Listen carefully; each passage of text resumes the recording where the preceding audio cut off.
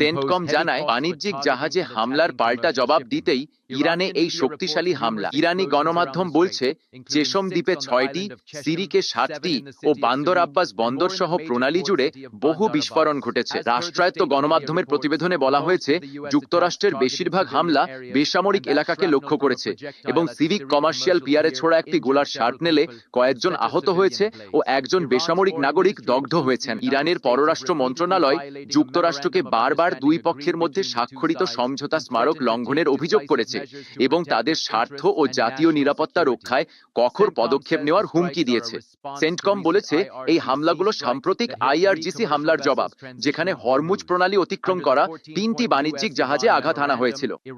14 দফায় যুক্তরাষ্ট্র ইরান সমঝোতা অনুযায়ী হরমুজের সীমান্তবর্তী ইরান আর ওমানকে অন্যান্য উপসাগরীয় দেশের সঙ্গে আলোচনা করে এই জলপথের ভবিষ্যৎ প্রশাসন ও সামুদ্রিক সেবার বিষয়টি নির্ধারণ করতে হবে।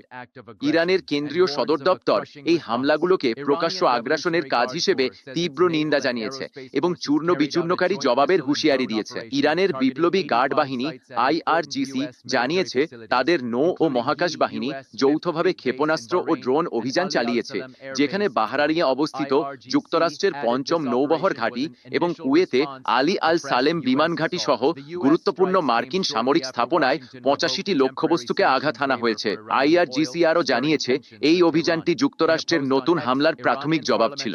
যুক্তরাষ্ট্রের এই হামলাগুলো আসে ঠিক তখনই যখন ওয়াশিংটন ইরানি তেলের ওপর অস্থায়ী নিষেধাজ্ঞা প্রত্যাহার করে নেয়, যার ফলে তেহরানের সঙ্গে উত্তেজনা বেড়ে যায়।